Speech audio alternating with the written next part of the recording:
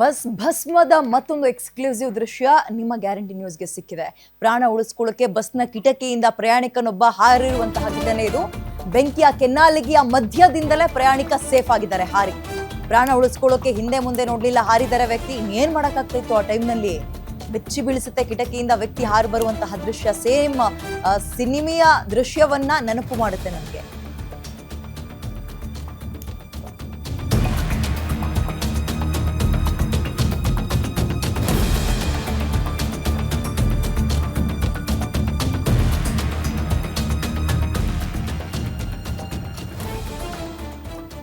S, ಆ ದೃಶ್ಯಾವಳಿಯಲ್ಲಿ ನಿಮಗೆ ತೋರಿಸುವಂತಹ ಪ್ರಯತ್ನ ಮಾಡ್ತಾ ಇದ್ದೀವಿ. ನೋಡಿ, ಬಸ್ ಹೊತ್ತು ಉರಿತಾ ಇದೆ. ಅದರ ನಡುವೆ ಸ್ವಲ್ಪ ಬ್ಲರ್ ಇದೆ, ಬಟ್ ಸೂಕ್ಷ್ಮವಾಗಿ ಅಬ್ಸರ್ವ್ ಮಾಡಿ. ಅಲ್ಲಿ ನೋಡಿ, ಅಲ್ಲಿ ವಿಂಡೋ ಇಂದ ಹಾರು ಬರ್ತಾ ಇರೋದು. ಇನ್ನೇನು ಮಾಡೋಕ್ಕಾಗುತ್ತೆ?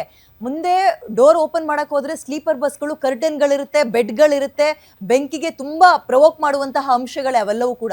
ಸೊ ಮುಂದೆ ಡೋರಿಂದ ಇಳಿದು ಬರೋಕ್ಕಾಗಲ್ಲ. ಆಮೇಲೆ ಬೇರೆ ಆಪ್ಷನ್ನೇ ಇಲ್ಲ. ತಕ್ಷಣಕ್ಕೆ ಆ ವಿಂಡೋ ಇಂದ ನೆಗಿಲೇಬೇಕು, ಜೀವ ಉಳಿಸ್ಕೊಳ್ಬೇಕು, ಇಲ್ಲಾಂದ್ರೆ ಸುಟ್ಟು ಕರಕಲಾಗ್ಬಿಡ್ತಾ ಇದ್ರು. ಯಪ್ಪ, ಜಸ್ಟ್ ಇಮ್ಯಾಜಿನ್, ಅದ್ರೊಳಗೆ ಸುಟ್ಟು ಕರಕಲಾಗಿದ್ರಲ್ಲ, ಅವ್ರ ಪರಿಸ್ಥಿತಿ ಹೆಂಗಿರ್ಬೇಡ. ಕಿರ್ಚ್ತಾರೆ, ಅಳ್ತಾರೆ, ಕಾಪಾಡಿ ಅಂತಾರೆ.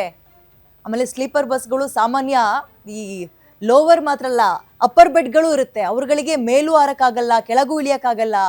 ಸುಟ್ಟು ಕರಕಲಾಗ್ಬಿಟ್ಟಿರ್ತಾರೆ. ಚಿಕ್ಕ ಪುಟ್ಟ ಸುಟ್ಟ ಗಾಯಗಳಿಗೆ ನಾವು ಒದ್ದಾಡ್ಬಿಡ್ತೀವಿ ಒಂದು ವಾರ. ಅಂತರದಲ್ಲಿ ಇಡೀ ಮೈ ಸುಟ್ಟು ಹೋಗ್ಬೇಕಾದ್ರೆ ಜೀವಂತವಾಗಿ ದಹನ ಆಗಬೇಕಾದ್ರೆ ಅವರ ಪರಿಸ್ಥಿತಿ ಹೇಗಿತ್ತು. ಅದರಲ್ಲಿ ಒಬ್ಬರು ಆ ಒಂದು ಕ್ರೂಷಿಯಲ್ ಟೈಮ್ನಲ್ಲಿ ಹಾರಿ ಜೀವ ಉಳಿಸ್ಕೊಳ್ತಾ ಇರುವಂತಹ ಎಕ್ಸ್ಕ್ಲೂಸಿವ್ ದೃಶ್ಯ ಗಮನಿಸಿ. ಆ ಮಾರ್ಕ್ ಮಾಡ್ತಾ ಇದ್ದೀವಲ್ಲ, ಆರೋ ಮಾರ್ಕ್ನಲ್ಲಿ ನೋಡಿ, ಅಲ್ಲಿ ಎಲ್ಲರೂ ಓಡಾಡ್ತಾ ಇದ್ದಾರೆ, ಕಿರ್ಚಾಡ್ತಾ ಇದ್ದಾರೆ. ಅವಾಗ ಒಬ್ರು ಅಲ್ಲಿ ಮೇಲಿಂದ ಕೆಳಗೆ ಹಾರಿರೋದು.